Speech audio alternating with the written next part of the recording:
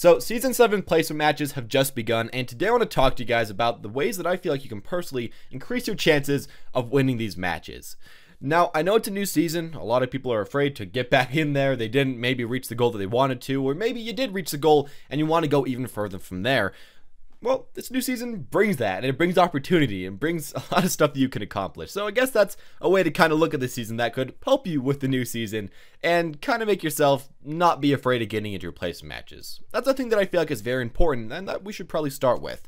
You kind of have to remember that placement matches, while they do change your SR a little bit, ever since Season 3, they haven't really mattered way too much. Sometimes you might lose 100 SR or gain 100 SR, but it's not super bad, and considering that if you actually lost 10 real matches in a row, that you'd lose like 200 or 300 SR, while in placement matches, if you lose 10 in a row, you're only losing 100 or maybe 150. I mean, you can kind of think of them as less stressful games, so just don't really stress out about it, and just kind of be willing to play it out, and just kind of enjoy yourself in this time that you have with these slightly, I guess, less stressful games. So now that I've kind of gone over how I think you should think about how the new placement matches kind of work, I'm going to give you guys some actual tips specifically about placement matches, and hopefully some of these help you guys. And if you have your own tips, please do make sure to leave those in the comment section down below, because we're all just trying to help each other here. First off, make sure to practice before every single game of your placement matches.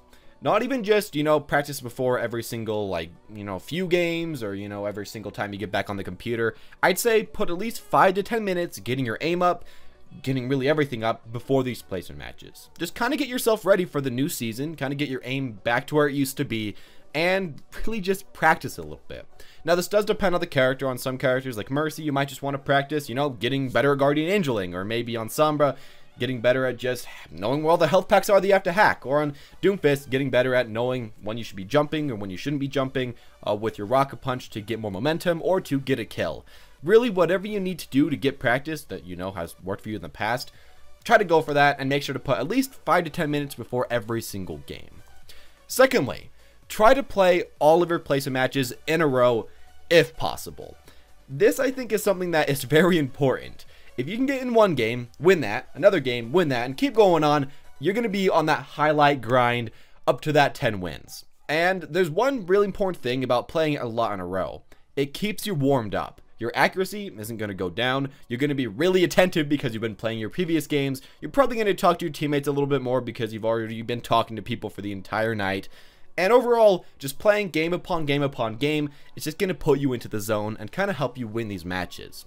I know not everybody has the time to play 10 matches in a row, but, it can be a way to actually help you out. Now, one thing that I guess can kind of contradict my previous statement is that if you're a type of person that gets really mad when losing, don't play all 10 matches in a row. If you win, win after win after win after win, keep playing, of course. But if you get maybe 2 losses, if you're a type of person that really just starts to tilt, I'd say just stop. And for most people, if you get 3 to 4 losses in your placement matches, maybe just stop the grind for that night and just do something else. If you start playing in the morning, let's say, and you're trying to get that Doomfist grind, trying to become the best Doomfist NA, but then you lose 3 or 4 games in a row, it might be a good idea to stop, wait it out. Sometimes you just need to play with different players, sometimes different times of the day certain people play. I don't know, maybe you just keep getting placed against the same group or with the same group. Just give it some time, give yourself some rest, and I guess as well, try to think about what you were doing wrong. Of course, your teammates will have done a lot of really dumb things during your placement matches, but think about maybe how you could help them be less dumb, and kind of go on from there, as, the best of your possible ability. Another thing that I should also mention about placement matches that I think is an important thing to keep in your mind is that you will, in this placement match, just kind of meta thing, be matched with people of all skill levels. So don't rely on them way too much. I was trying to play quite a bit of my placement matches yesterday. I'm trying to get on that Doomfist grind. I really like him, even though he might not be the best right now. I'm trying to play him at least.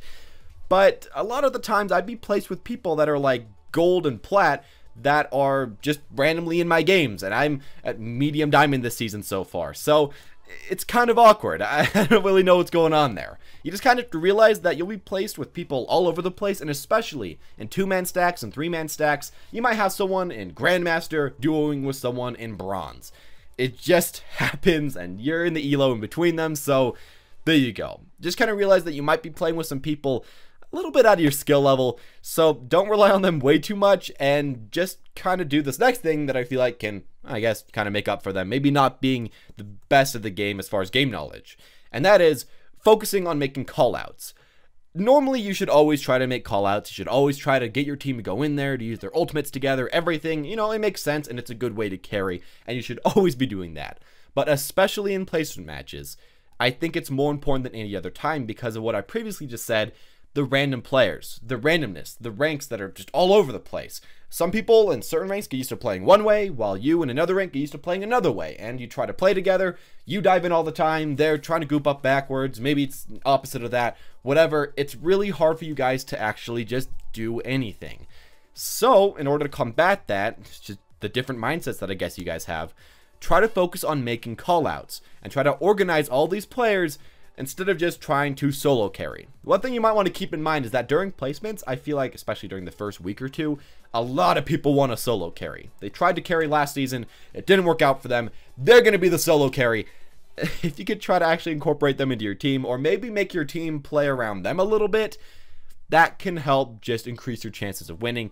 Sure, it might not always be the most fun thing to do or the thing you really want to go for, but if you want to win your matches, that can kind of help you right there. To the fourth or fifth thing, I don't even know what number we're on right now. A thing that I think is also quite nice to keep in mind is that you probably want to actually fill some of these matches during these initial placement matches. If you can get a great team comp, you can just often win even though your team might be much worse than the enemies. And I'm going to give you a good example right now. So, I was playing a game yesterday. I was playing Doomfist, trying to go in with him. We had Doomfist, Genji, Tracer, and I think a Sombra all together, and then 2 supports and a tank. Probably not the best team comp to have on us, and we were playing, I think, Temple of Anubis. First point, we got instantly stomped. Obviously, our team wasn't doing way too great. It was just a big problem for us. Then, I think I switched to the second tank, to the Reinhardt, and the Sombra switched to somebody else because, you know, we could use a bit more than that. And then we started to finally win, and it was kind of weird because we ended up winning the game, and everyone on my team typed, I thought we were going to lose this one. We were getting steamrolled on the first point, and the enemy team was pretty mad as well. So, just kind of realize that even though your team might be worse, if you can get a better team comp, it takes way less skill to play through that. It takes way less effort, and you can make way better team callouts. If you're playing with like 4 DPS, and you're that 4th DPS, making callouts just won't really work for the most part. You kind of do need a team comp, so I know you won't want to fill, but if you want to win these placement matches, especially if you're at lower elos where people, I don't know, I feel like they don't feel quite as much, you might kind of have to go for that. And I know you don't want to do that. I know you want to just play your main this season, but maybe just for the placement matches, try that out. Finally, finishing it off on the second to last thing, try to actually get your team to play meta picks if they're willing to. And this is kind of similar to the previous thing. If you can have a good team comp or a better meta comp than the enemies, your chance of winning is pretty high. Let's say if you could have like a Pharah and Junkrat versus like a Doomfist and Bastion. I guess Bastion's kind of meta this season, but you can kind of get the gist of it. Or like a Doomfist and Hanzo.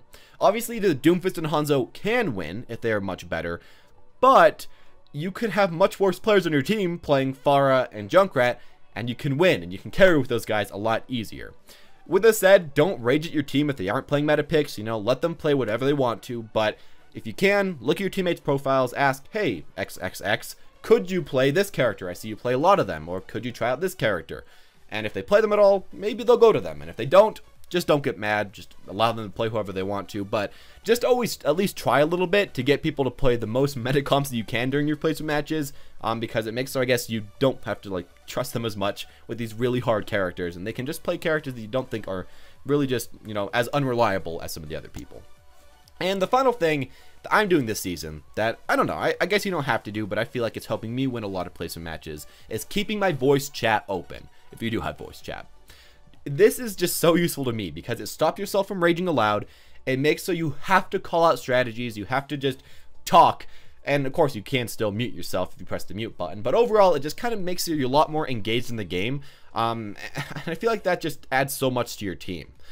A thing that I guess is kind of hard about this is that if you want to duo queue with someone, it's kind of difficult to do this. For myself, I played 2 placement matches. They were really, really close. I made a ton of callouts, and we barely won them. And then I played 2 more placement matches with one of my friends, but I couldn't really call out at all because I was talking to him on Discord. I couldn't have my voice chat open, and a lot of the time my team would just go in by themselves, they wouldn't target anyone, and it was just kind of a mess. So if you can keep your voice chat open, there you go. And I guess if you just really have a problem talking to your friend while at the same time talking to the people in the game, I don't know, try not duo queuing for a bit of game, see if it's working for you. I guess you can try to duo queue and talk to the people on your team at the same time. It's just a little bit awkward, but I'm sure you guys can figure it out. Anyways, as always, guys, thank you all for watching. Hope you enjoyed. If you did, make sure to leave a like, press the subscribe button if you want to see more like this in the future, and please comment down below how you guys are doing in your placement matches, and if you think this is going to help you at all. Anyways, as always, guys, thank you all for watching, and have a wonderful day.